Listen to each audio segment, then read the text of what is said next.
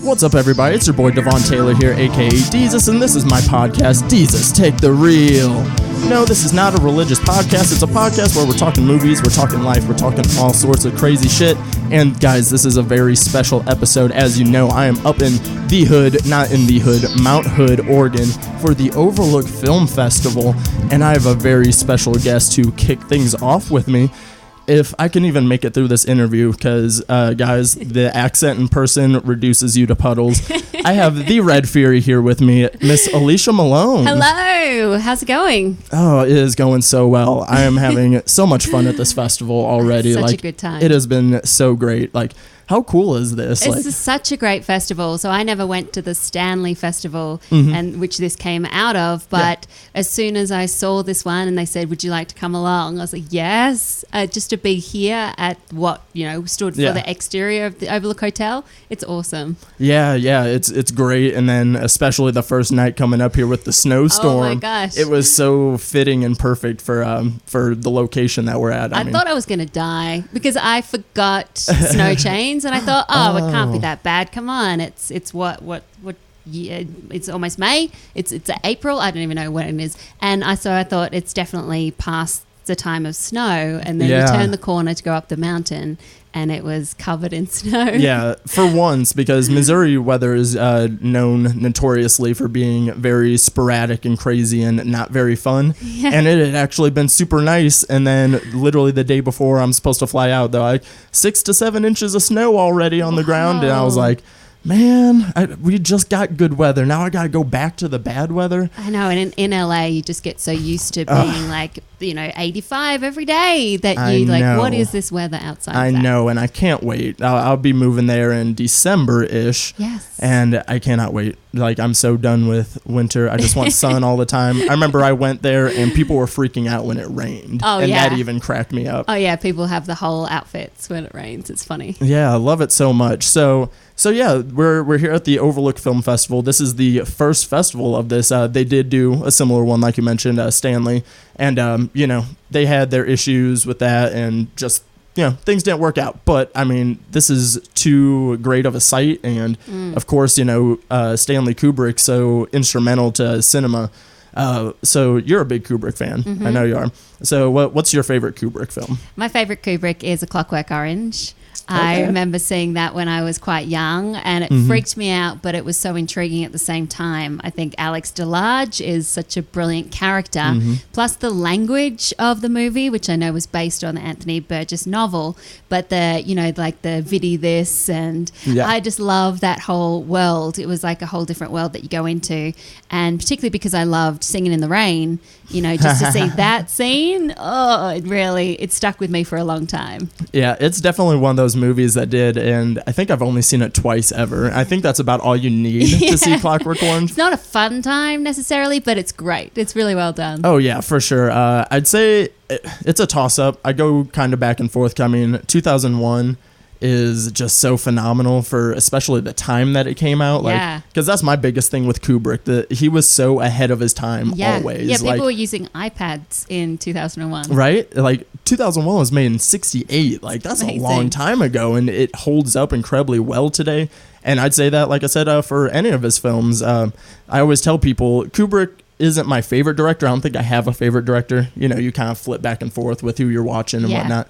So I don't really have a favorite, but if I had to pick a director that I respected the most in cinema, it would have to be Kubrick, just for what he did. And I don't even love all of his films. There's some films that I love, there's some that I like, some I'm like, okay. But at the same time, I can always respect them. Ambitious directors are a big thing for me, because if you're not trying new things and you're not trying to better cinema, then what are you doing? Exactly. And for me, the level of dedication he had to these films. I remember going to the Kubrick exhibit, which was at LACMA in LA, the museum, and seeing the amount of research he did per movie was insane. Just so many books, so many little details, and it really showed in the end products. Yeah, it's incredible. And of course, since we're at the Overlook, we're going to talk The Shining, but we're going to hold off for that for a minute. But of course, I couldn't come and interview you without getting my homies involved. I have my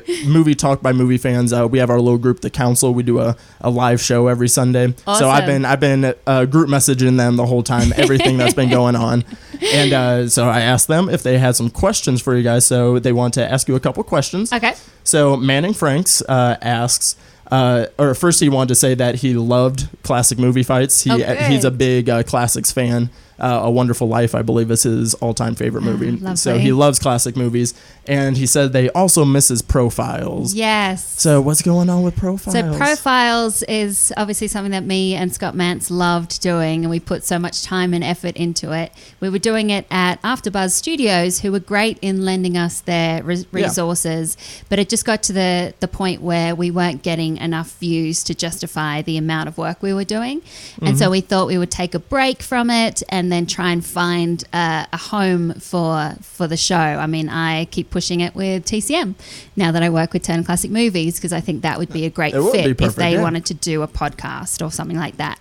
So it's still planned, and we want to bring it back, and we get tweets about it every day, and I love that people still miss it, because it was that passion project. I think it's also a marketing strategy by you. You're holding out, you're teasing them, and you're just saying, and you're making them miss you.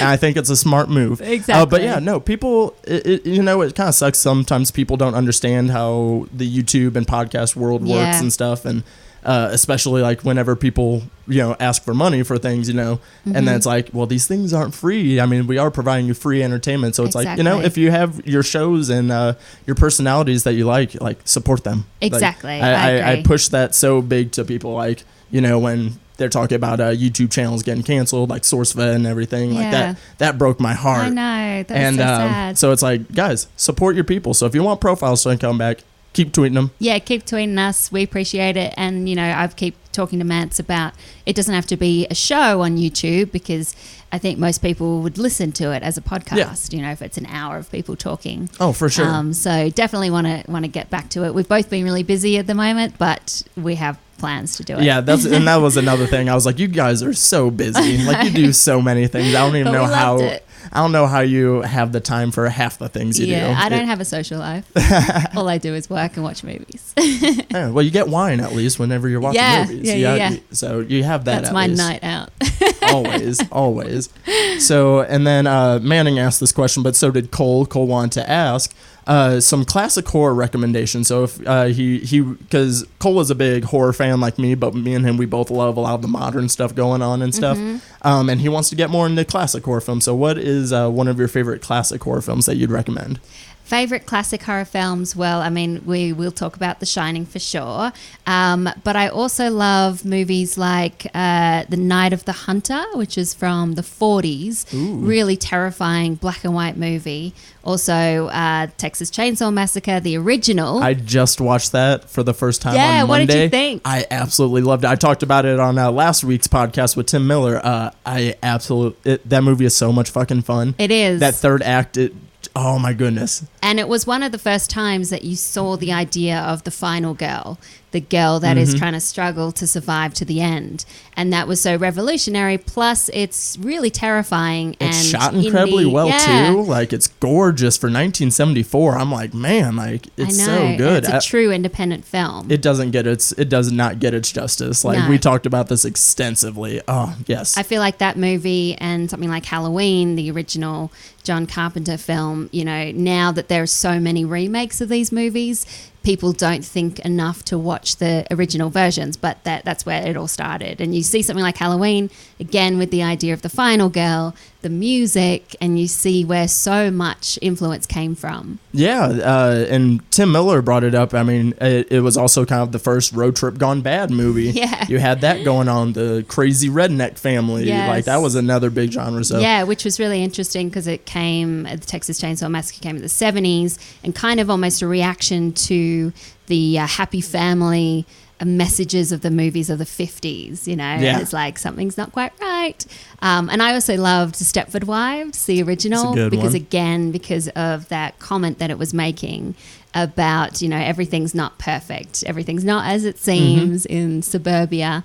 Because for me, watching classic films when I was young, I loved the idea of the 1950s American movies because they seem so ideal. You got the glamorized so nuclear beautiful. families and everything's perfect. You got the one daughter, the one son. Exactly. The puppy, and you're like, of course. but what's happening underneath that? Exactly. Yes, another fantastic one. And I will throw out Cronenberg's The Fly. Oh, yeah. Brilliant. Because they're talking about doing a remake, and I'm not happy about it. I know. Because, one, it's already a remake. Yeah, it's a remake of a classic film, but it was done so well by Cronenberg, who is the master of body horror. So he just does that perfectly. I've been telling people they're not doing body horror like they used to anymore. No, Videodrome is another one people should watch if they love Cronenberg. Yeah, but The Fly, and I was rewatching Jurassic Park the other night. So whenever I rewatched that, and I was watching and Jeff Goldblum. Yeah, Goldblum. Yeah, and he was so good. And then I was like, I have to rewatch The Fly like now. So then I turned on The Fly immediately afterwards. And I just remember the arm wrestling scene. It gets me every time. Gosh, I would need to watch that again. It's been a couple of years, but it still holds up. Yeah, it holds up incredibly well. It's because he did things practically, so it really does hold up, and it has that great message as well. I agree 100%. So thanks, guys, for the questions, and thanks, everybody guys. else said hi and all that good stuff. There's a bunch of mixed responses of either being inspired by you or let Alicia know she's one of my top crushes. Thank you, guys. You have a nice little fan club. That's so nice. Yeah, everyone's really kind. Yes. So, of course, Deezus Take the Reel. We play a game every episode, and this is a classic game. Usually I come up with these games myself, like literally 10 minutes before recording. But we're gonna play a classic here because it'll fit well for the Overlook and for you as well. Okay. So I'm super excited for this one. But it's a game you already know. It's Fuck, Marry, Kill. Oh, yes. Very classic game. You know how it works, but we're doing Overlook Edition, so I got 2 categories that we will break down. So you ready? Yeah, I'm ready. All right. So the first one, we have the slasher category. We have Freddy Krueger. Yep. We have Jason Voorhees. And then we have Candyman. Oh, this is hard. So where are you leaning? Because I already have mine in my head. Okay, I will kill Freddy Krueger because he was the one that terrified me as a kid. Because you couldn't escape him even when you slept. Yeah. You had to sleep at some point, and he would come and haunt you in your dreams. So that leaves. Oh God. I think I would fuck Jason. He seems like he's a pretty powerful guy. He can take control. Okay. And it's a bit of a mystery of like what's under the mask. Okay. And so I guess I'm marrying Candyman. And that's not a bad thing because I'm definitely marrying Candyman. Yeah. I just rewatched this movie the other day and forgot how much I loved it. And like that opening monologue, Tony Todd's voice. That's right. You are simultaneously attracted and terrified of him at the same time. It's true. And he is the most elegant slasher. He has the best style. Yeah, he does. So definitely marrying Candyman for sure. Good on our arms. So I think the detail you overlooked with Jason here is I can't bang Jason because he's only like 16. Oh God, that's right. He went to summer camp. That's right. Oh, He doesn't know what he's doing. Now I feel horrible. So I'm killing Jason. I mean, Freddy's a weirdo. I mean, he might be a freak. He can make all your dreams come true. That's right. Yeah. It's literally the dreams. So that's where I'm going. I think with that you one. win. You win with that one. I forgot about Jason's age. True. I think everybody does. I mean, he's so fucking big. Yeah, everybody forgets. So, of course, because this is Overlook Edition, and I know you're a big Jack Nicholson fan. Oh, yeah. So I have 3 different Jack Nicholson characters to choose from. So you have, of course, Jack Torrance from The Shining. We have Randall McMurphy from One Flew Over the Cuckoo's Nest. Yeah. And then we have Joker from Batman 89. Oh, gosh. Okay. All very attractive Jack Nicholsons. Yeah, still. all very attractive. I don't think I'd want to marry Jack Torrance because we've seen how that ends, which is not great. So I am going to fuck Jack Torrance. He's got that little bit of crazy going on. It's true. Could be fun for one night. I will marry Randall McMurphy from Cuckoo's Nest because he's a good guy. He's a good guy. He's just in a horrible situation. And so that means I'm killing the Joker. Sorry, guys. Makes sense. I am so torn. So I'm gonna marry Randall as well because he's a good guy. Yeah.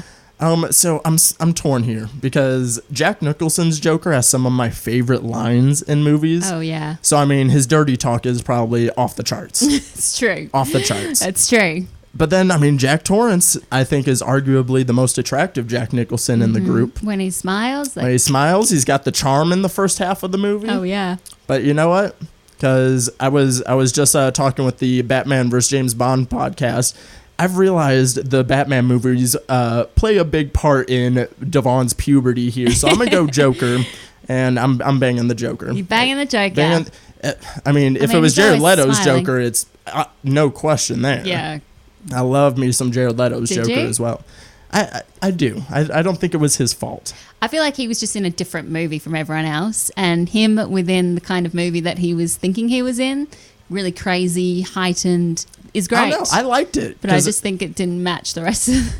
Whenever I read a comic book Joker, that's the kind of Joker I'd want. Like the mobster kind of guy, but he's very unhinged. He's very unpredictable. I don't know. Got a lot of knives. I dig it. He does have a lot of knives. And some baby clothes as well in that circle. That's weird.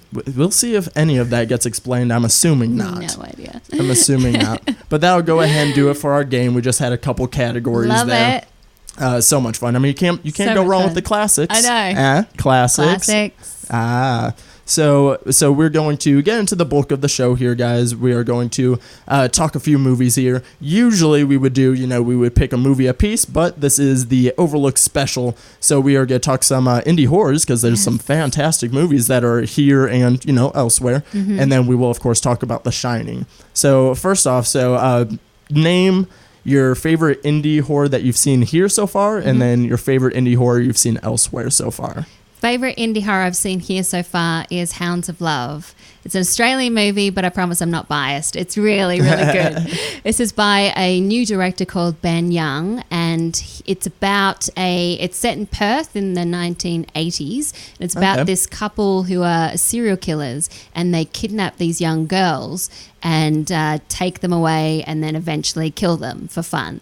It's terrifying, disturbing, also very realistic. In the way that the girl who gets kidnapped tries to escape. Everything makes sense. The way it doesn't work out for her makes sense. The female characters have agency and they have something to do in the film. And the guy who plays the lead character, he's a guy called Stephen Curry. And in Australia, he's known as a comedic actor. So we've seen him in a bunch of comedies, but here he is a serial killer. And I think for me to suspend my belief to see him as that terrifying villain shows that he did such a good job of it. I think comedic actors do always play villains really well. Yeah, it's like that line between comedy and tragedy, or being crazy and being hilarious. Yeah, and that's the one everybody's been telling me to see it's here. Great. I missed it yesterday. Beautifully shot too. And then the only other screening today is during the secret screening. And I'm not missing that. I know, and I think a lot of people will be going to the secret screening, but hopefully if they can't get into that, they'll go see Hounds of Love. That's my plan. If I do not get a spot for the secret screening, then I'm definitely going to go check out Hounds of Love. It's really worth seeing, but it is also coming out on May the 12th. Oh, okay, so that's pretty soon. So look out for that one. Yeah, it's great. And I think Australian horror is just having a renaissance, and they've just been able to show such great side of the film industry, which is it's hard to get a film made in Australia, but now you're getting these great horrors like Babadook.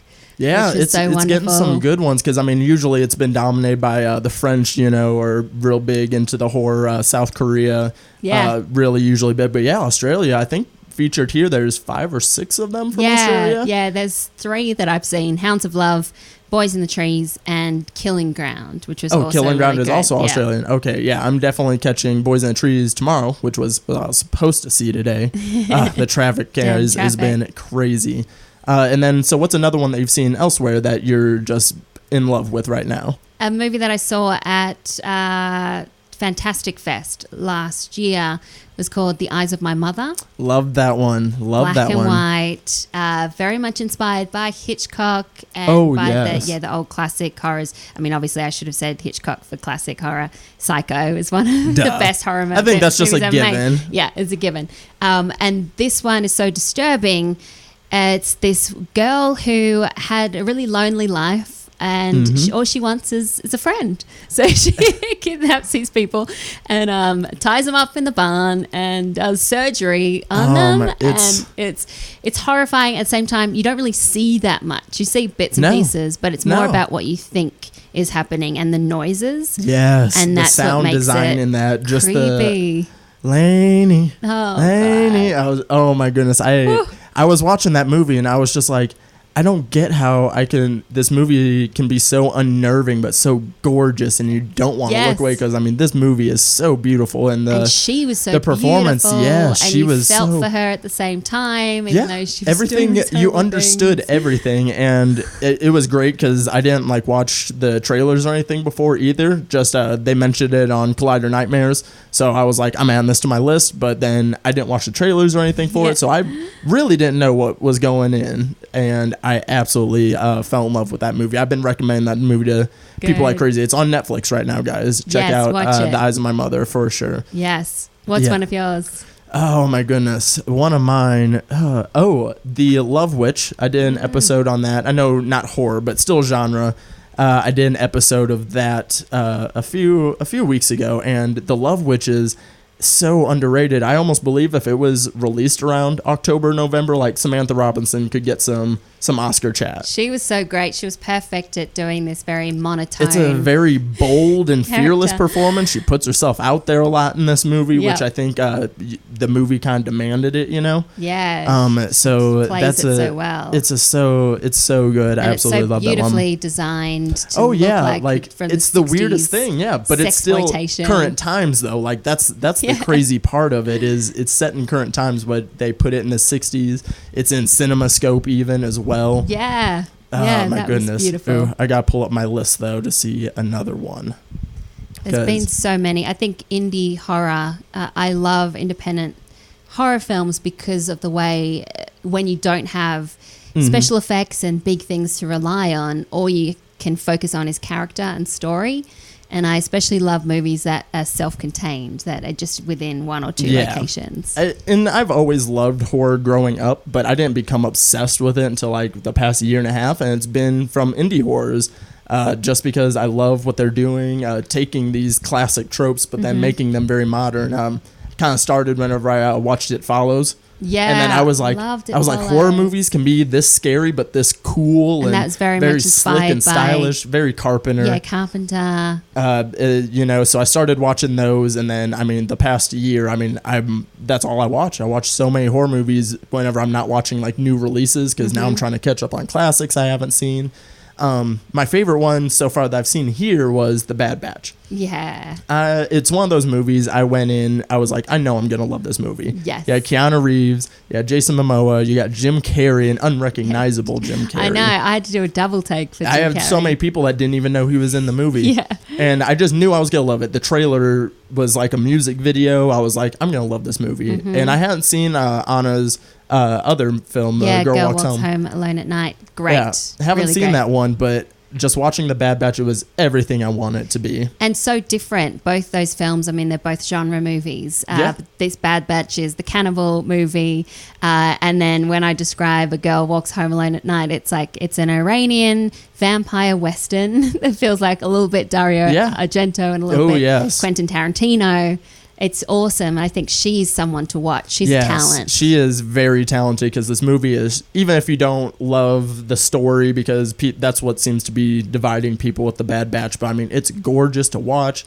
The music. I've been on this kick lately of thinking of movies that would be better without dialogue. Would be just straight, especially like Nicholas Winding Refn films. I think Drive and The Neon Demon could both be dialogueless and be perfect. Yeah, well, so I love that The Bad Batch only had and Only God Forgives. So I love that The Bad Batch had maybe 20 minutes of total dialogue in the movie. And Keanu Reeves is the dream. He's amazing. He is the dream. We're in the Keanu-sance. That's what I've been telling people. Forget the McConaissance. No, it's all about the Keanu-sance. Did you see Knock Knock? I didn't. No, I missed Knock Knock, and I heard mixed things, but I do like Keanu. Do you like Eli Roth stuff usually? Yeah, sometimes. I think this is Eli Roth's best movie in a long time because he didn't really try too hard on it. It was made for like next to nothing in his friend's house. They shot it in like a week. It was just this tiny little home invasion movie with Keanu Reeves, and it has one of the girls from Spring Breakers is in it. Yep. But it's just it's a twist on a home invasion film. A DJ, he is left at home, his family goes, and he is left at home to work, and these two girls show up on his doorstep during a storm, and they ask for his help, and he like lets them in to use the phone, and of course that was a bad decision. Bad idea. And things go really bad.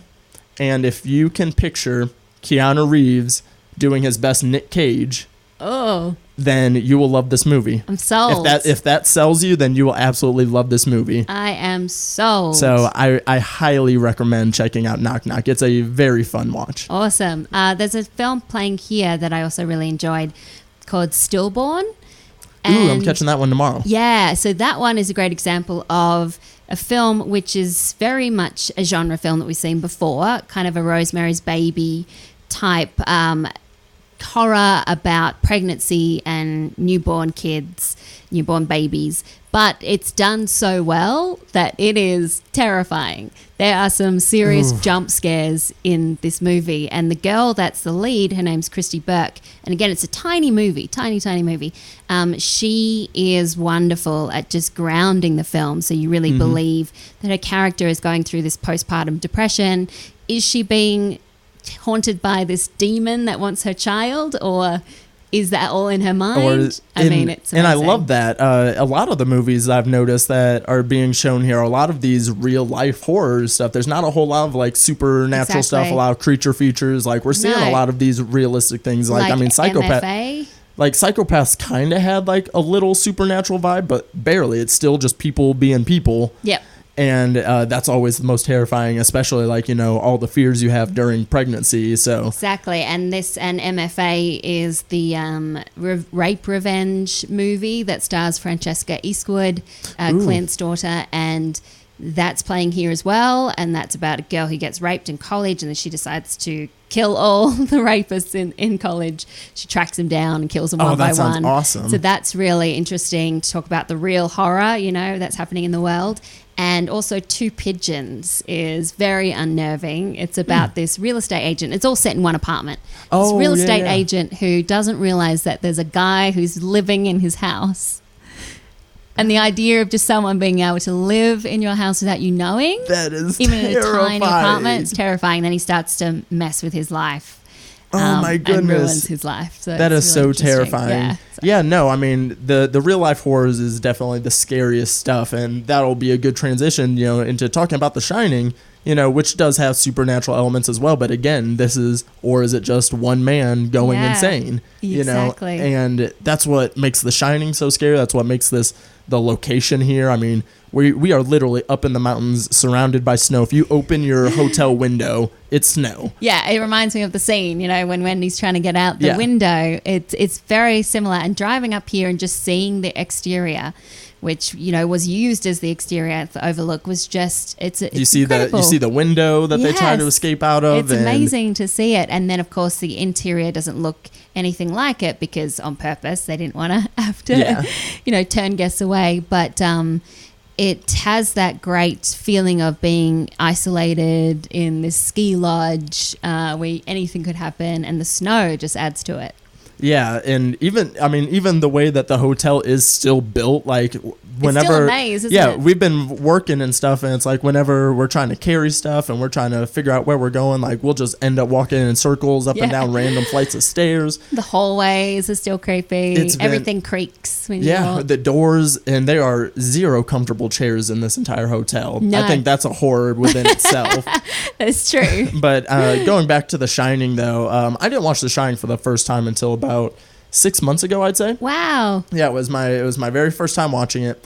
And again, it's a Kubrick movie that it's not even in my top 3 Kubricks. Mm-hmm. I still love Full Metal Jacket more, A Clockwork Orange, and 2001.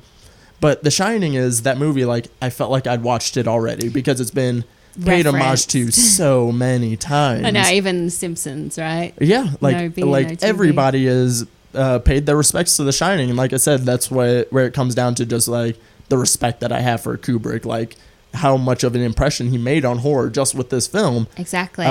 Has to be my favorite Jack Nicholson performance. Yeah, because it shows, like we were saying, both sides of his personality, which is the super charismatic side that you really are drawn to, and then this terrifying, the smile and the laugh. And the eyebrows. Oh, the eyebrows.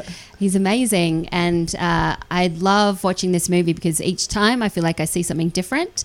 If you haven't seen the great documentary Room 237, then I highly recommend it. Fantastic. Goes into the real deep conspiracy theories. And that's the thing, is because Kubrick was so careful with every single thing that he did in making a movie, and everything was for on purpose.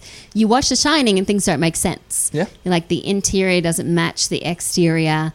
It does feel like you're in a different world. Jack Torrance, he's been there all along. So does that mean that he's the spirit of the caretaker? That is so much happening you there. have no idea. And it's like, I love watching like the video essays that people do breaking down. It's great. The script had like 8 different versions of it and stuff. And because the script was like designed to make you go crazy while you're watching this movie. And I find that incredible. And it's definitely, it's my favorite shot horror movie. Beautiful. The things he does with the camera in this movie are, things that we still see today that we had never seen before. Like I said, I mean, always 10 years ahead of the game, Kubrick was. Yeah, there's some really disturbing images in there, like the elevator opening and the blood coming out and the twins suddenly being massacred, and that whole tricycle ride, how that just makes you on edge because you don't know what's going to be around the corner. There's so much to this movie and so many quotable lines, and I've been going through them all like since I've been here. So many GIFs, Oh my so goodness. great on Twitter. I've seen every style of fashion as well, with the Overlook pattern. Everybody is very much in the spirit here. I've cardigans, sweaters, pants, leggings. I've seen it all. I love it. It means so much to people, this movie. It's such a seminal horror film. And I've been writing my book while I've been here, and so I've been like, am I gonna, all work no play, make me a dull boy? I'm gonna go crazy too. You're distracting me. His performance is wonderful. It's too good. It's a fantastic movie, and I mean, the atmosphere here has been great. You're just around fans and all the same people that just are in love with genre the way it's been so great. Not just the movies, they have the interactive games, like the whole game that was happening. Did you play that? No, I'm doing some of the games. I didn't do the interactive games. I'm gonna do I think I'm gonna do Blackout tomorrow. Oh God, I interviewed somebody, so I'm gonna have some interviews later, guys, about some people that have done these extreme horror experiences. And but the reaction I got from this kid, so he runs down the stairs at me. I'm like in the lobby. I don't know who this guy is. Runs down to the stairs and he just stops in front of me. He is sweating. His eyes are red. Oh God. His shirt is on backwards. And he just stops in front of me and he's breathing. He's like, I was like, what's up, man? And he goes, Blackout. And I was like, can I grab my things real quick so I can record you? And he's like, yes. And he sold me on it. It sounds absolutely nuts. And I'm gonna do Mule as well. Oh, cool. Yeah, I did Mule at Fantastic Fest. I'm doing the Chalet thing I think tonight. I'm gonna do that one too. That's at midnight tonight. It only lasts 10 minutes, but people seem really affected by it. Yeah, I hear it's based on like a short performance that they wrote, and it sounds super interesting. Something about you experiencing someone else's life and being in someone else's skin. So I can't quite imagine what that would be like. But I think it has something to do with a crime as well, I believe. Intriguing. So it's a lot of fun, guys. Like this festival has been about so much more than just the films. Like it really has the experience, the people, the parties have been awesome and stuff. Yeah, I've had a great time. It's been great. So to transition to the last part of the show is story time on Deezus Take the Reel. And so this is my first festival. So I'm starting to see some celebrities and stuff, which has been awesome, and talking to people. Festival. And so, of course, I have an interesting reaction or story that I had from the other night. But Alicia does this on a daily basis. You've seen and met everyone. So what is one of your favorite celebrity interactions at a festival? One of my favorites happened at Cannes a couple of years ago when Steven Spielberg was president of the jury. And he came into the screening of Blue is the Warmest Color. Love that movie. Yeah, 3-hour French lesbian drama. And he sat right behind me. And I turned around and I was like, hi. But I couldn't bring myself to actually introduce myself. So I was just like, hi. And he was like, hello. And then I turned around like an idiot and just sort of sat there awkwardly. And then throughout the whole film, you know, it's quite out there. And you're getting Steven Spielberg's reaction in the back of your ear. Yeah. Oh my goodness. And it felt like watching a sexy movie with your dad, where it was just slightly uncomfortable. I was like, what's Steven thinking about this? But of course the movie ended up winning the prize, and he ended up giving the main prize, the Palme d'Or, to both the director and the 2 stars, because he felt like it was worthwhile because of the performances. So I thought, well, he must have really enjoyed it. That was really great. And then just recently at the TCM Classic Film Festival, I got to go backstage and meet Mel Brooks. Ooh. Which was awesome. So he was there for High Anxiety, which is a great spoof film about Hitchcock movies. If you haven't seen it, it's worth watching. From the 70s. That sounds interesting. Some of the jokes don't quite hold up, but some really to still hit home. I'm not the biggest Mel Brooks fan, but I do respect him a whole lot. Yeah, I like his humor. So I really enjoyed High Anxiety. And they said, and I was sitting with Edgar Wright, who was there to watch the movie, and they said, oh, Edgar, would you like to come and meet Mel Brooks? And I was like, can I come too? And they were like, yeah, sure. And so they went down and I just shook Mel Brooks' hand, and then I just stood in the corner and watched him, Mel Brooks, freak out about meeting Edgar Wright, because he was a big fan of his movies, and so then Edgar was freaking out over him. So that was really fun. Oh my goodness, that's so much fun. And Edgar Wright would be the person I need to meet. I mean, you see, I got my new Scott Pilgrim tattoo. You do. Edgar Wright awesome. would love to meet him. Yeah. And side note on Blue is the Warmest Color. Love that movie Me so too. much. I honestly think their first sex scene is the best sex scene I've seen in a movie, put to film. Yeah, just because of their performances, fantastic. And of course, I had a story on my very first night here. Yeah. So on Thursday night, the opening film was Stephanie. It was the world premiere. It's a new Blumhouse movie. It's a fine movie. Side note, it's fine. Yeah. But afterwards, they had a Q&A, and we were presenting the Visionary Award to Jason Blum. And it was very fun. And Akiva Goldsman is there for the movie. And what an interesting fellow he is. The Q&A was very, very interesting. And so I get to ask him a question. And I asked my question, and he totally disregards it at first. Like, he's not even listening. And I'm in the middle of the section, and he starts walking through the crowd towards me. And he's just like staring at me, and he's walking towards me. And he gets about like 5 feet from me. Like, I'm literally sitting in my seat, and I'm just letting him come towards me. And he just looks at me. He's like, I had cool hair like that once. And everybody starts cracking up. That is so funny. It was the weirdest thing. And I was just like, oh my goodness. Funny. So we chatted about my hair. Akiva Goldsman likes my hair, guys. I love that. I never would have thought. Yeah, it cracked me up. Like, it was the funniest thing. Jason thought it was funny. And then my interaction with Jason later on that night, I walked past him. And it's more similar to some of the reactions you have, just like you don't know what to say. And the award we gave him, the Visionary, it's an axe, you know? Oh, yeah. And he's walking around with it during the party, taking pictures with people. And he walks by me and he looks at me, and all I could say was, fuck yeah, nice axe. And he goes, yeah, and then walks away. You're like, cool. Jason Blum is he's a bro. If people haven't met Jason Blum, he is a bro, and it's really funny. I know, and he's lovely too. Yeah, so my first night here was very eventful. It was super fun. this festival has been fantastic. It was so great that I got to meet you. No, thanks for having me on. This has been fun. Yeah, no problem. Thank you so much. That'll go ahead and do it for this portion of the episode. There's more to come, guys. I have interviews. I have some reviews coming up. I'll be telling you about some of the experiences. There's so much more coming on. But thank you so much, special guest Alicia Malone, for coming on. Where can the good people find you? You can find me on Twitter at Alicia Malone. That's where I post everything. So just follow me there. Yes, go find it. Oh, speaking of which, Manning will kill me if I didn't mention, not Manning, Nolan Dean. You know Nolan Dean Nolan. on Twitter. Love He Nolan. wanted me to tell you that he watches your TED Talk at least a couple times a week, he says. Oh, thank you, so Nolan. he wanted me to mention that. Almost forgot. That's so nice. That would have been a close one. No, I love talking to Nolan. He Skypes in quite often to Screen Junkies Universe. So we get to chat. He's great guy. And so that was supportive. And that's why I was so happy about this too. I was like, because we've Skyped a few times and stuff and tweeted and stuff. So it's like, when you finally meet the people you talk to on the internet, I know. It's like Garrett McDowell came to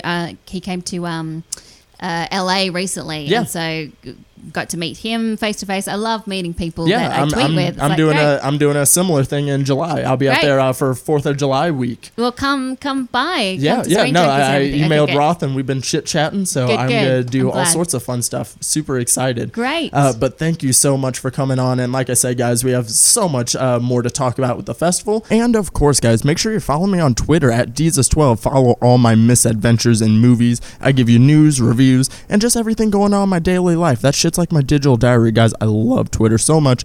And of course, make sure you find the podcast page at Deezus TT Reel. That's where I post all the episodes and things about the episodes coming up as well. And Deezus Take the Reel every Tuesday, guys. Make sure you see them and you're listening. You're spreading the dope word, sharing, retweeting, reviewing, all that good stuff, guys. And I will catch you guys on the other side. Peace out, motherfuckers.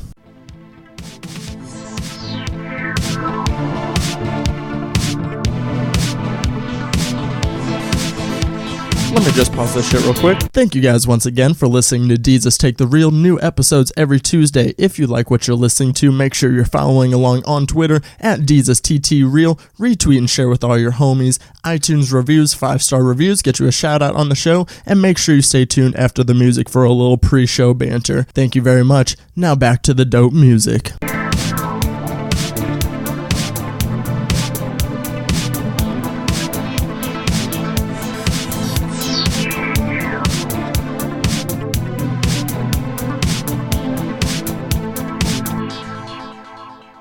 It's Christian Bale in that movie. It's my favorite singular performance in a movie. Like that was whenever I watched a performance and I was like, oh, that's acting. Like that's what acting looks like. Yeah, he's so charming, and then you can just see him cracking underneath. I think he got snubbed. He should have gotten some recognition, I think. Absolutely. I think it was just because it was so disturbing, right? Yeah, I think that was still when Weird didn't sit well with the Oscars, I think. Yeah.